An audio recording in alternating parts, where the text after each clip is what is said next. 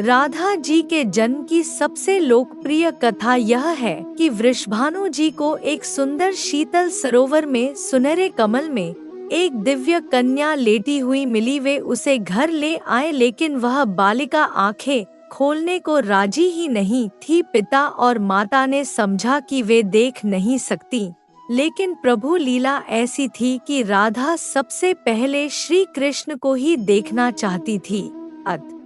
जब बाल रूप में श्री कृष्ण जी से उनका सामना हुआ तो उन्होंने आंखें खोल दी। एक अन्य कथा के अनुसार राधा द्वापर युग में श्री वृषभानु के घर प्रकट होती है। कहते हैं कि एक बार श्री राधा गोलोक विहारी से रूठ गई।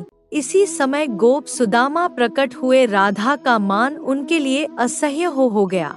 उन्होंने श्री राधा की भर्त्सना की।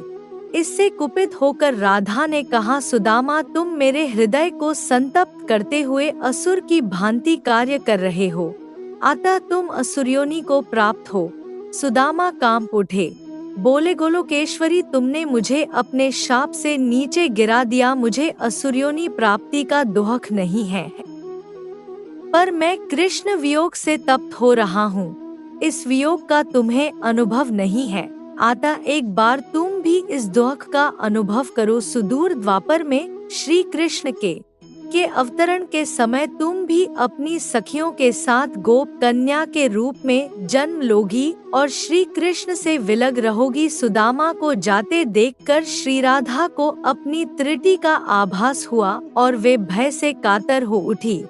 तब लीलाधारी कृष्ण ने उन्हें सांत्वना दी कि हे देवी, यह शाप नहीं अपितु वरदान है। इसी निमित्त से जगत में तुम्हारी मधुर लीला रस की सनातन धारा प्रवाहित होगी, जिसमें नहाकर जीव अनंतकाल तक कृत्य होंगे। इस प्रकार पृथ्वी पर श्री राधा का अवतरण द्वापर में हुआ। नृक पुत्र राजा सुचंद्र और पितरों की मानसी कन्या कलावती ने 12 वर्षों तक तप करके श्री ब्रह्मा से राधा को पुत्री रूप में प्राप्ति का वरदान मांगा। फलस्वरूप द्वापर में वे राजा वृषभानु और रानी कीर्तिदा के रूप में जन्मे। दोनों पति पत्नी बने। धीरे धीरे श्री राधा के अवतरण का समय आ गया। संपूर्ण व्रज में कीर्तिदा के गर्भधारण का समाचार सुख स्रोत बनकर फैलने लगा।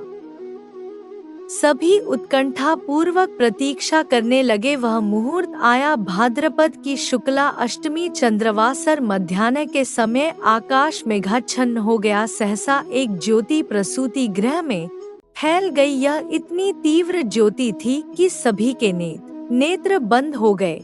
एक क्षण पश्चात गोपियों ने देखा कि शतसहस्त्र शरद चंद्रों की कांति के साथ एक नन्ही बालिका कीर्तिदा मैया के समक्ष लेटी हुई है। उसके चारों ओर दिव्य पुष्पों का ढेर है। उसके अवतरण के साथ नदियों की धारा निर्मल हो गई, दिशाएं प्रसन्न हो उठी। शीतल मंद पवन अरविंद से सौरभ का विस्तार करते हुए बहने लगी। पद्म पुराण में राधा का अवतरण। पद्म पुराण में भी एक कथा मिलती है कि श्री वृषभानु जी यज्ञ भूमि साफ कर रहे थे तो उन्हें भूमि कन्या रूप में श्री राधा प्राप्त हुई। यह भी माना जाता है कि विष्णु के अवतार के साथ अन्य देवताओं ने भी अवतार लिया। वैकुंठ में स्थित लक्ष्मी जी राधा रूप में अवतरित हुई। कथा कुछ भी हो, कारण कुछ भी हो, राधा बिना तो कृष्ण है ही नहीं। राधा का उल्टा होता है धारा। धारा का अर्थ है करंट, यानी जीवन शक्ति। भागवत की जीवन शक्ति राधा है, कृष्ण देह है, तो श्री राधा आत्मा, कृष्ण शब्द है, तो राधा अर्थ कृष्ण गीत है, तो राधा संगीत कृष्ण वंशी है, तो राधा स्वर भगवान ने अपनी समस्त संचारी शक्ति राधा में समाहित की है। इसलिए कहते हैं, जहाँ कृष्ण राधा तहाँ जहे राधा तहे कृष्ण, न्यारे निमिष न हो। शब्द के उच्चारण करने पर तो मैं राधा नाम सुनने के लोभ से उसके पीछे चल देता हूँ। राधा कृष्ण की भक्ति का कालांतर में निरंतर विस्तार हुआ। निम्बार्क, वल्लभ, राधा वल्लभ और सखी समुदाय ने इसे पुष्ट किया। कृष्ण के साथ श्री राधा सर्वोच्च देवी रूप में विराजमान है। कृष्ण जगत को मोहते हैं, और राधा कृष्ण कोडोट।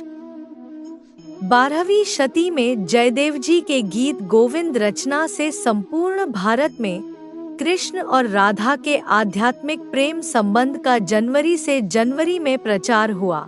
दोस्तों, एक बार प्रेम से बोलिए राधे राधे, जय श्री राधे कृष्णा।